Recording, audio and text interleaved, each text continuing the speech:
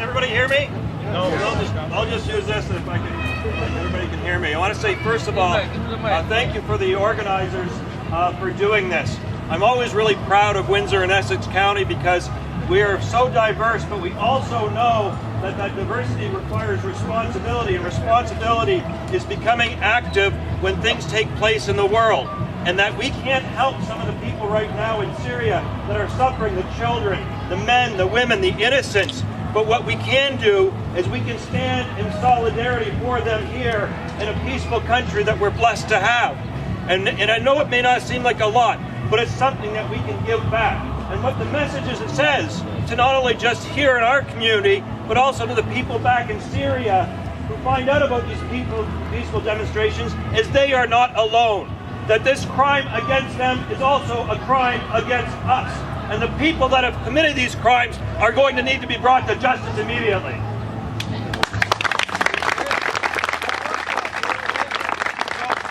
So I thank you for allowing me to raise my family in a community that cares.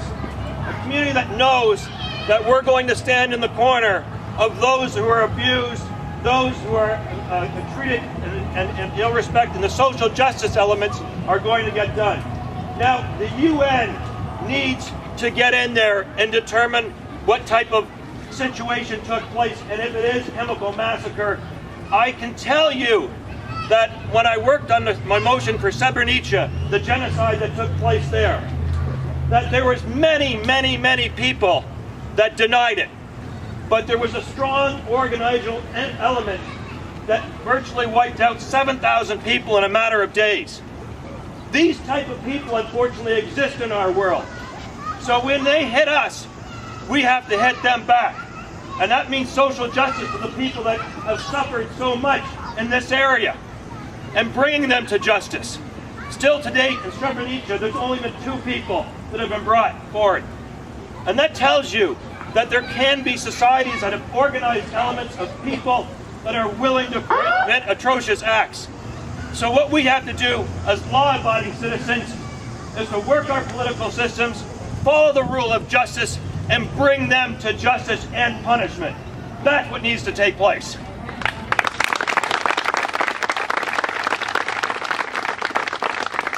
I want to conclude with this.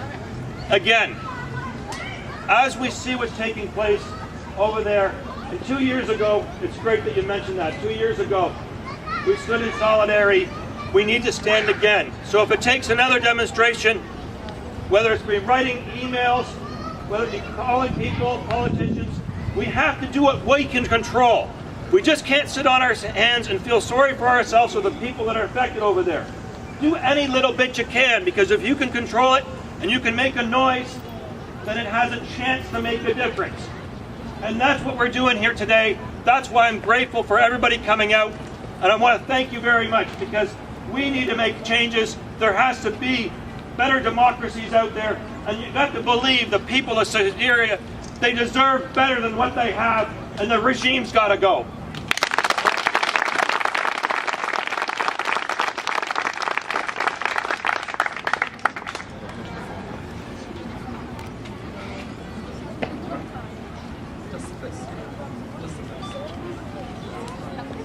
Canada has to play a role. Her sister calls on Canada to play a role. She's right. Up to this point, what Canada has done has called for Assad to step down, for his regime to go, and for him to be brought to justice. We've met a stone wall at the United Nations because of China, and to a lesser degree because of Russia. Dr. Tucker, we're going to continue to run into that problem with China. I think we've got Russia moved now. But China is going to veto any attempt to move military force, UN force, into Syria. So the United Nations. That's what I'm talking about. I'm talking about the United Nations. And I think they're going to be stymied once again, because I just don't see China moving.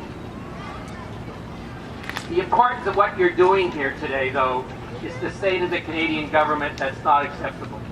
At some point, the United Nations has to say to China, in spite of your veto, we're going in.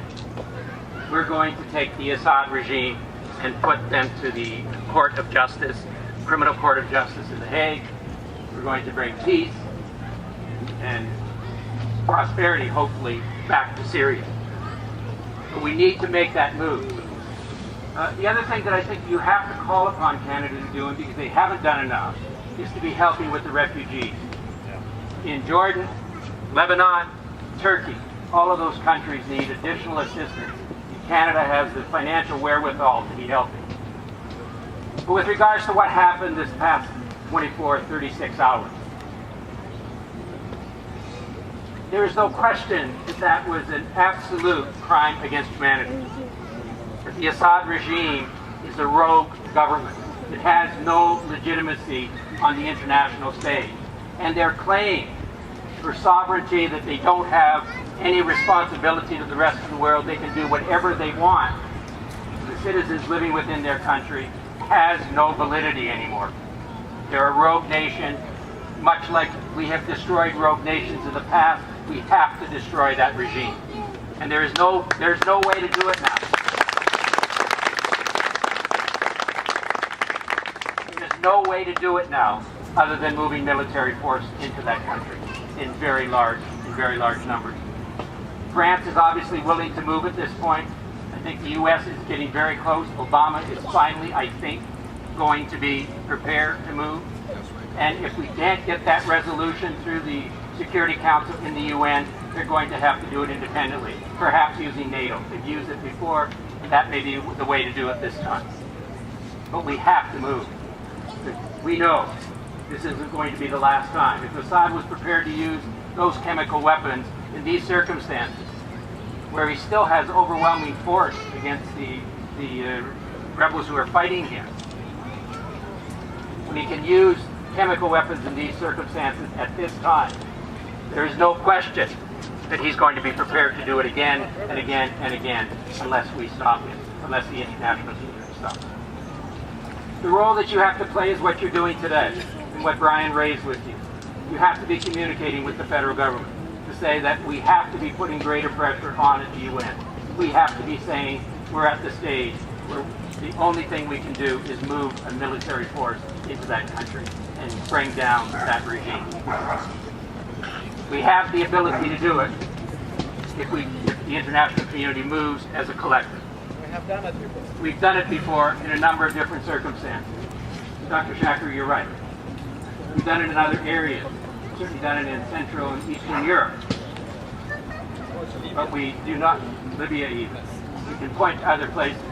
There's no reason why Syria is not entitled to the same type of protection that we've given those other countries, and that the individual citizens and the children in particular are entitled to that peaceful environment that we should be able to give them. So I encourage you, I do encourage you, communicate with your federal politicians, to my office, to Brian's office, to Jeff Watson's office, and directly to the Prime Minister and Baird, the Foreign Affairs Minister. Communicate to them that we're not satisfied with what they have done up to this point. It is not enough, and we as a country have to be doing more.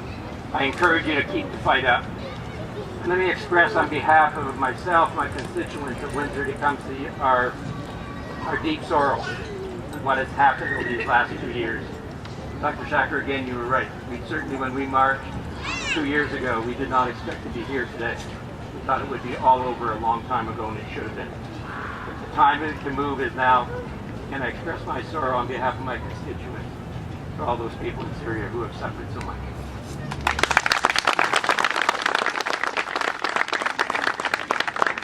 Martin, we are expecting from you and your team, as we got in the past for more than 13 years. I know Mr. Martin stood with us at all times, not only with the Syrian, with all the human rights cases.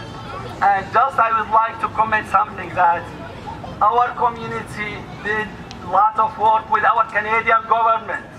Representative of the Syrian Canadian Council went to Ottawa a few times. They met and they presented many proposals to help the Syrian people, humanitarian and medical help. And at the end, part of the money, we believe it went to the Syrian regime through the United Nations. This has to stop. The Canadian help should go through the right channels. I know many cases which I'm sure about that. and we would like to discuss this with the Canadian government again and again until we get solution. Thank you very much, Mr. Comartin again.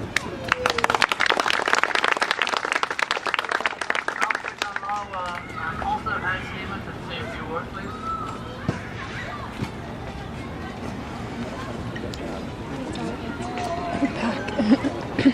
Back.